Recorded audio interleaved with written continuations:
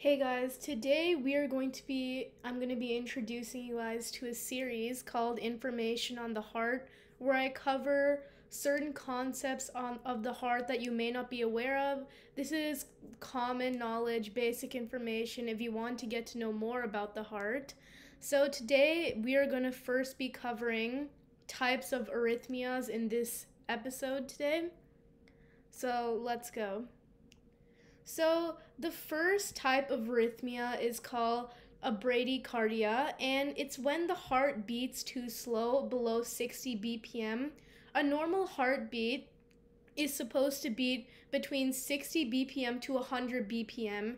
Anything below 60 BPM is considered a bradycardia, where the heart beats too slow. And for athletes, a normal heart rate can be below 60 BPM and it won't cause problems. For athletes, this is fine because if an athlete is a healthy person who works out, who eats well, so the heart doesn't need as many beats or pumps to pump blood effectively. So it's fine if an athlete has a resting heart rate of below 60 BPM because it just takes less beats to pump the blood effectively. However, if your heart rate is below 60 BPM and you're a non-athlete, then you should probably be concerned a little bit, because if you're not an athlete, there may be some sort of issue going on with your heart. And a bradycardia is caused by the disruption of the electrical impulses conducted by the heart. And some things that can cause bradycardia are aging, hypothermia, and damage from a heart attack or heart disease. This will cause the disruption of impulses, which will lead to bradycardia in return. And it's quite common to have a resting heart rate below 60 BPM during sleep, which is why before I learned about bradycardia properly, when I heard that it was common to have during sleep, I was wondering why it's considered an irregular heartbeat or arrhythmia. And it can be dangerous if the heart is too slow and it can't pump enough oxygen-rich blood in the body. That's when it's considered a serious issue. It's not a serious issue when you're sleeping.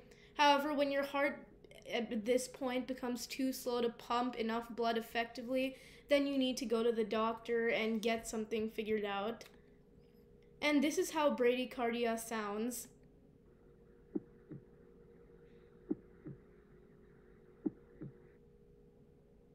So that's how it sounds. It's more slower than the normal average heartbeat, which is between 60 BPM to 100 BPM.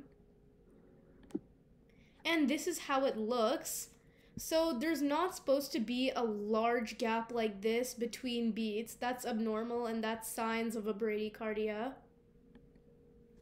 So the next type of arrhythmia is called a tachycardia, and it's when the heart beats too fast. So going back to the fact that your heart on average is supposed to beat between 60 BPM to 100 BPM, this is pretty much the opposite of a bradycardia. It goes above 100 BPM. It's caused by a disruption of the electrical impulses conducted by the heart, likewise to a bradycardia. The things that can cause this tachycardia are damage from a heart attack or heart disease, congenital heart disease, which means congenital heart disease means that you get a heart disease from birth, like a mother-to-child heart disease. High blood pressure, smoking, and other factors can contribute to the disruption of impulses. There's also something called atria or supraventricular tachycardias. It occurs in either the upper chambers, atria, or in the middle region of the heart. It's like a group of abnormally fast heart rhythms. Then there's something called supraventricular arrhythmias occur in the area above the ventricles, the lower chambers of the heart. So the upper chambers of the heart are called atrias, and the lower chambers of the heart are called ventricles. Then there's something called sinus tachycardia. It just means a correctly functioning heart with generally a faster heart rate, so you don't need to worry about this. Then there's ventricular tachycardias. It means occurring in the lower chambers of the heart, the ventricles, and this can be life-threatening. The ventricles, the left and the right ventricle, are located in the two lower chambers of the heart. This is how tachycardia sounds.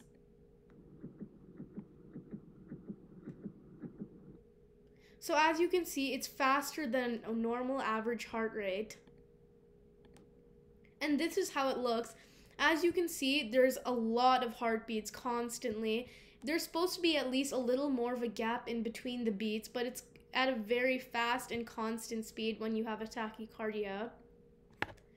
Then there's something called fibrillation. It's when the heart quivers. Atrial fibrillation is a manageable condition, and ventricular fibrillation is a life-threatening condition. This is how fibrillation sounds.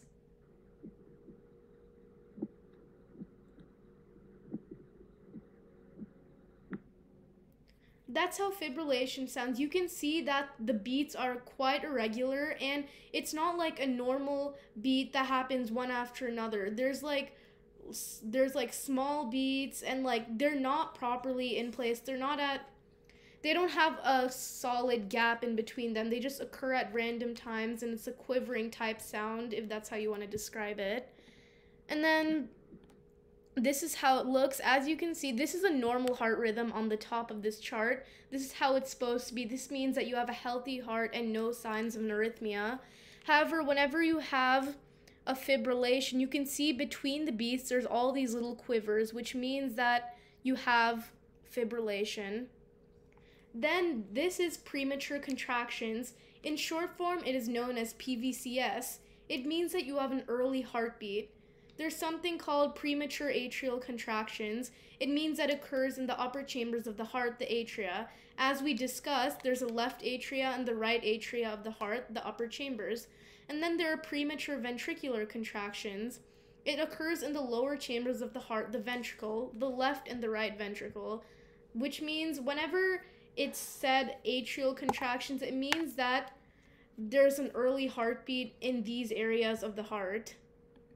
This is how it sounds. It's quite different from the other videos I've shown you because this is a beeping sound, but this is how it sounds on a heart rate monitor.